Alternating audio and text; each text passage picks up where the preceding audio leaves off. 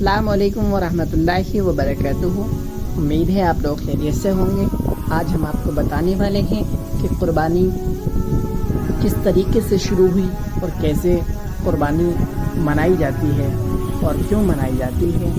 आज इस वाक़े में आप सब कुछ समाप्त करेंगे, तो बने रहिए हमारी वीडियो के लास्ट तक और वाक़या सुनते जाइए। तीनों रात एक तरह ख्वाब।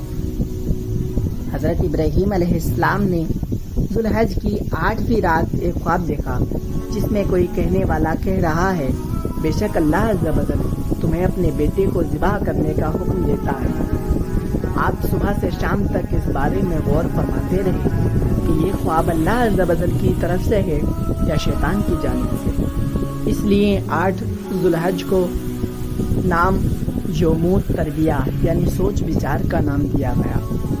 नबी रात फिर वही ख्वाब देखा और सुबह यकीन कर लिया कि ये हुक्म अल्लाह की तरफ से है।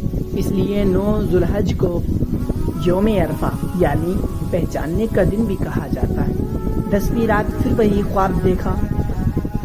आप अलैहिस्सलातु वस्सलाम ने सुबह उस ख्वाब पर अमल करना यानी बेटे की कुर्बानी का पक्का इरादा फरमा लिया, जिसकी वजह से ज़ुल्हज को यौमुन नहर यानी ज़बाह का दिन कहा जाता है।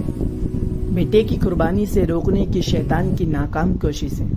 अल्लाह अज़्ज़ व जल के हुक्म पर अमल करते हुए बेटे की कुर्बानी करने के लिए हज़रत इब्राहीम अलैहिस्सलाम जब अपने प्यारे बेटे हज़रत इस्माईल अलैहिस्सलाम को, जिनकी उम्र उस वक्त 7 साल या इससे थोड़ी ज़्यादा थी, लेकर चले, तो शैतान उनकी जान पहचानने वाले एक शख्स की सूरत में जाहिर हुआ और पूछने लगा, ऐ इब्राहीम कहाँ का इरादा है। आपने जवाब दिया, एक काम से जा रहा हूँ। उसने पूछा, आप इस्माईल को ज़बा करने जा रहे हो। हज़रत इब्राहीम अलैहिस्सलाम ने फरमाया, क्या तुमने किसी बाप को देखा है कि अपने बेटे को ज़बा करे। शैतान बोला, जी हाँ, आपको देख रहा हूँ कि आप इस काम के लिए चले गए। आप समझते हैं कि अल्लाह पाक ने आपको इस बात का हुक्म दिया है।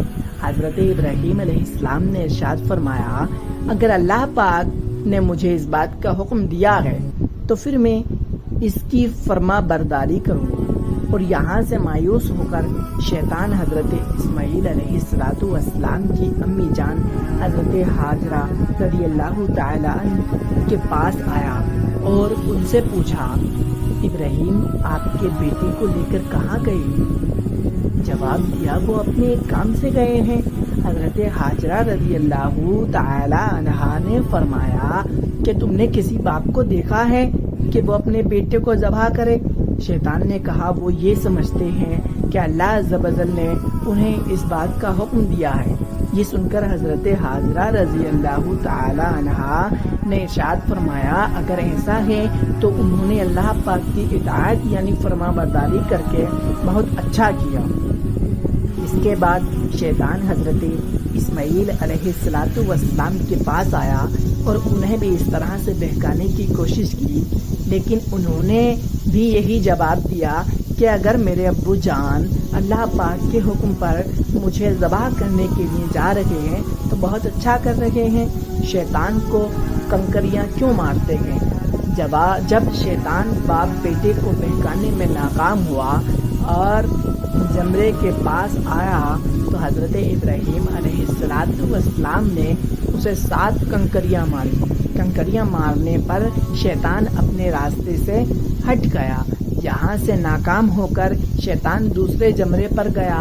फरिश्ते ने दोबारा हज़रत इब्राहीम अलैहिस्सलातु वस्सलाम से कहा, इसे मारिए। आपने इसे 7 कंकरियां मारी तो उसने रास्ता छोड़ दिया। अब शैतान तीसरे जमरे के पास पहुंचा। हज़रत इब्राहीम अलैहिस्सलाम ने फरिश्ते से कहने पर एक बार फिर 7 कंकरियां मारी तो शैतान ने रास्ता छोड़ दिया। शैतान को 3 मकामात पर कंकरियां मारने की याद बाकी रखी गई है और आज भी हाजी उन तीनों जगह पर कंकरियां मारते हैं। बेटा कुर्बानी के लिए कैसे तैयार हुआ। हज़रत इब्राहीम अलैहिस्सलातु वस्सलाम जब हज़रत इस्माईल अलैहिस्सलातु वस्सलाम को लेकर कुहे सबीर पर पहुँचे तो उन्हें अल्लाह अज़्ज़ व जल کے حکم کی خبر دی جس کا ذکر قرآن کریم میں ان الفاظ میں ہے، جن کا ترجمہ یہ ہے: اے میرے بیٹے، میں نے خواب دیکھا ہے کہ میں تجھے ذبح کرتا ہوں، اب تو دیکھ تیری کیا رائے ہے؟ فرمانبردار بیٹے نے یہ سن کر جواب دیا، ترجمہ کنز ایمان: اے میرے باپ، کیجئے، آپ کو جس بات کا حکم ہوتا ہے، خدا نے چاہا تو قریب ہے کہ آپ مجھے صابر یعنی صبر کرنے والا پائیں گے، مجھے رسیوں سے مضبوط باندھ دیجئے۔ حضرت اسماعیل علیہ السلام نے اپنے والد محترم سے مزید عرض کی کہ ابو جان، ذبح کرنے سے پہلے مجھے رسیوں سے مضبوط باندھ دیجئے تاکہ میں ہل نہ سکوں، کیونکہ مجھے ڈر ہے کہ کہیں میرے ثواب میں کمی نہ ہو جائے، اور میرے خون کے چھینٹوں سے اپنے کپڑے بچا کر رکھیے تاکہ انہیں دیکھ کر میری امی جان غمگین نہ ہو۔ چھری خوب تیز کر لیجئے تاکہ میرے گلے پر اچھی طرح چل جائے، یعنی گلا فوراً کٹ جائے، کیونکہ موت بہت سخت ہوتی ہے۔ آپ مجھے ذبح کرنے کے لیے پیشانی کے بل لٹائیں، یعنی چہرہ زمین کی طرف ہو تاکہ آپ کی نظر میرے چہرے پر نہ پڑے، اور جب آپ میری امی جان کے پاس جائیں تو انہیں میرا سلام پہنچا دیجیے، اور اگر آپ مناسب سمجھیں تو میری قمیض انہیں دے دیجیے، اس سے ان کو تسلی ہوگی اور صبر آ جائے گا۔ حضرت ابراہیم علیہ السلام نے ارشاد فرمایا، اے میرے بیٹے، تم اللہ تعالیٰ کے حکم پر عمل کرنے میں میرے کیسے عمدہ مددگار ثابت ہو رہے ہیں؟